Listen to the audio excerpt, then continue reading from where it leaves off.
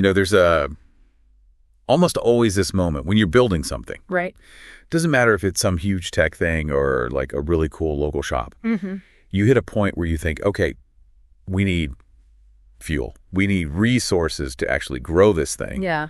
And bam, the big question lands. How do we fund it? It's such a critical decision. Really shapes what happens next. It absolutely is. A real fork in the road moment. And that's what we're digging into in this deep dive, isn't it? That core choice. Exactly. Do you bootstrap, use your own money, your revenue, or do you go out and, find investors, raise capital that way? Right. So let's just quickly set the scene. Bootstrapping.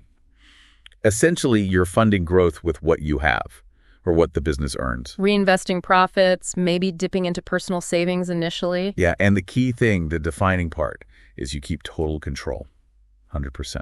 Then the flip side is fundraising. That means bringing in money from outside. Could be angel investors, maybe venture capital firms. Uh-huh. And the deal is they give you cash, you give them a piece of the company, ownership, equity. It's a wholly different ballgame. Okay, so looking at the kind of background stuff you shared, it seems like a big focus is this tension, right? Between keeping control versus maybe growing faster. Yeah, that's a central theme. So our mission today, really, is to break down the pros and cons of both bootstrapping and fundraising. We want to give you, the listener, the tools to start thinking about what path makes sense for your goals, your situation. Sounds good. Where should we start? Bootstrapping. Yeah, let's dive into going it alone first. What are the real upsides there? Well, the biggest one, the one everyone talks about first, is definitely the autonomy. Right. You own 100%. No outside investors telling you what to do, questioning your moves. That freedom, it's huge for a lot of founders. Oh, totally. You can just feel that, can't you, calling all the shots. And think about the creative side of that. Mm-hmm. Like you get some unexpected customer feedback, you want to pivot the product, you just do it. Mm-hmm. No board meeting needed. Exactly. Or a crazy marketing idea pops into your head. Might be risky, but hey, it's your call. Yeah. You can try it. You can even, slow down for a bit if life happens without having to explain it all to investors. That flexibility is a massive plus. And let's talk money. Financially. Yeah. When you bootstrap, you're not taking on debt in the same way, and crucially, you're not giving away pieces of your company. Equity. So all the profit, all the value you build, Yeah. it stays yours. Completely. The long-term financial upside remains entirely in your court. And it feels like having to rely on your own cash, your own revenue. Yeah.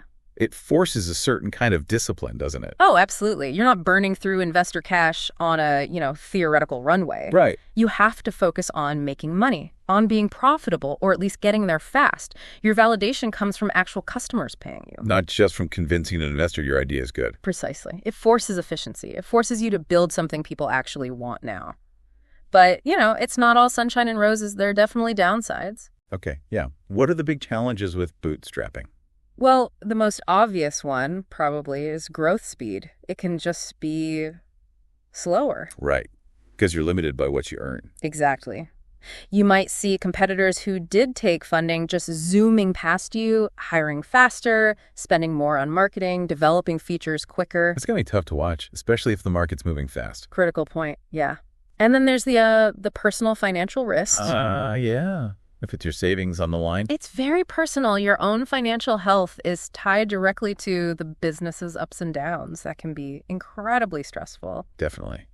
And I imagine it could feel kind of lonely, too. How so? Well, you don't have that built-in board, those investors who often bring advice, connections, maybe mentorship. That's true. You miss out on that external network, that sounding board. You're figuring a lot out on your own or with maybe a smaller core team. Yeah, navigating the bumps in the road solo. And like you said about speed getting to really big scale, like massive market share quickly, that's just much harder, sometimes impossible, purely bootstrapping. If the goal is hypergrowth, this might hold you back. Okay, so that paints a pretty clear picture of the bootstrapping world. Let's switch gears. Why do so many people find fundraising, getting that outside capital, so attractive? Well, the number one reason is usually speed. Acceleration. Getting cash to grow faster. Right. Suddenly you have the funds to hire that key engineering team or launch that big marketing campaign or build out your operations much, much quicker than you could organically. And it's often not just the money, is it? Good investors bring more to the table. Oh, absolutely. Experienced investors, the good ones anyway, bring knowledge. They bring connections, strategic advice. Yeah, they've seen this movie before, maybe. Often, yes. They can offer perspectives you wouldn't have, open doors that can be incredibly valuable. And if you have a really big, ambitious vision... Like trying to disrupt a whole industry. Exactly. Or create a totally new market. Sometimes you simply need that external capital to even have a shot at making it happen. It funds the big bets. And does having investors on board lend some credibility, like a signal to the market? It definitely can. It shows that experienced people believe in your vision enough to put their money behind it. That can help with attracting customers, partners. Even talent, right? Yeah. Being able to hire top people early on. Huge advantage. You can afford salaries or offer equity packages that attract experienced folks you just couldn't reach if you were only running on fumes from early sales. Okay, so the upsides are pretty compelling, especially for big ambitions. But there are always trade-offs. Always. And it's so important to understand these before you jump in. What are the main downsides people need to really think about? The biggest one usually is loss of control, or at least sharing control. Because they own a piece now. Right. They have a stake, and with that comes expectations, input, often a board seat. You're not the only one making the big calls anymore. That must be a big shift for founders who started with their vision. It can be huge. And linked to that is the pressure. Pressure for what? Yeah. Growth.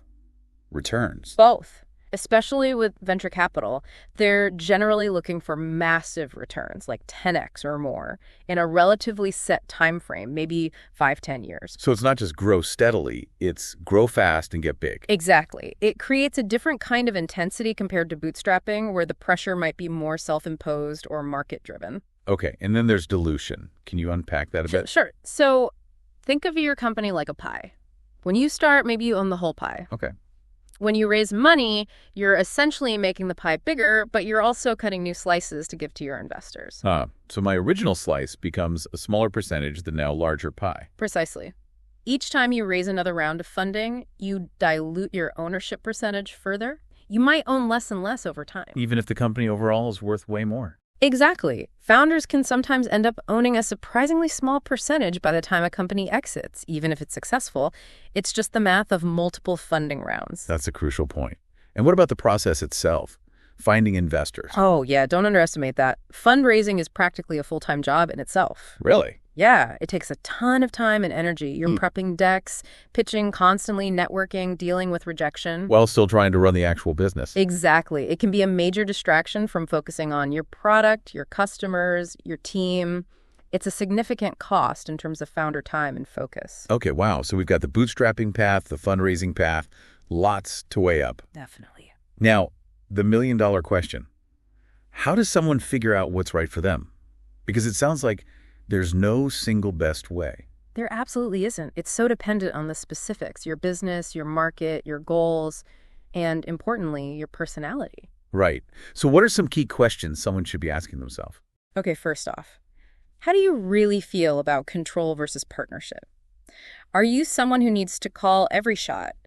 Or are you open to bringing in partners who might offer expertise and support, even if it means giving up some autonomy? That's fundamental. What else? Think about your market. Is it the kind of space where you need a lot of money up front just to compete? Like tech, where speed and scale are everything. Potentially, yeah. Or deep R&D. Do you need significant capital just to get a viable product out there and gain traction before competitors swamp you? Okay, market dynamics. Got it. Then be honest about your ambition. What kind of business are you trying to build? Lifestyle versus high growth. Kind of. Is it about creating something sustainable that supports you well and gives you freedom?